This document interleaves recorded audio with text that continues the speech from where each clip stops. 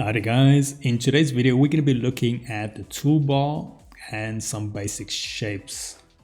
But before that, let's have a quick intro first.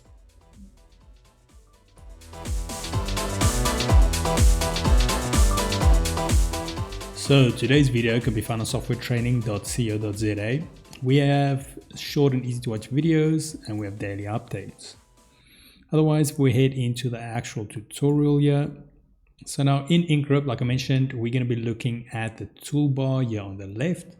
Now there's a few different options that we can look at, but we're going to start off with the basic things. So at the top we have the selection tool. So you'll be using this to select different images and so forth on your actual canvas. Then under that we have some zoom in and zoom out, and I think we covered this on the navigation section. Then an important one is the clip image. So this will only be active if you have an image selected.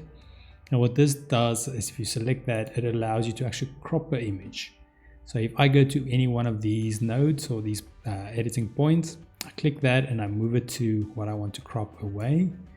And then instead of pressing enter, I simply just click outside it somewhere and you'll see it has cropped it for us. Where if we don't have that selected and we use these things, you will see, okay, let's try the top one. We will actually get more transform, so we can scale and so forth, but it won't actually crop it. So once we move to that one, now we can crop it, and we can simply, if we want to bring that part of the image back, move it down and then click outside of it and we'll save it. So now I just want to move this to the side. So you saw there, keep that in mind. If you struggle and you can't move your image like normally, it's chances are you're still in your crop mode. So just go to the selection tool. Let's move that away. Now when it comes to basic shapes, we have three things we can choose from. So we have a basic draw line. So if you want to make any form of line on your image, you can use this. Now something to keep in mind with this is you're going to have to select it every time you want to add a new line, so it won't keep it active. And also if I left click and drag and I keep shifting, control, you will see it constrains it to the horizontal and vertical plane. So if you want to make a perfectly straight line or parallel line, you can always do that.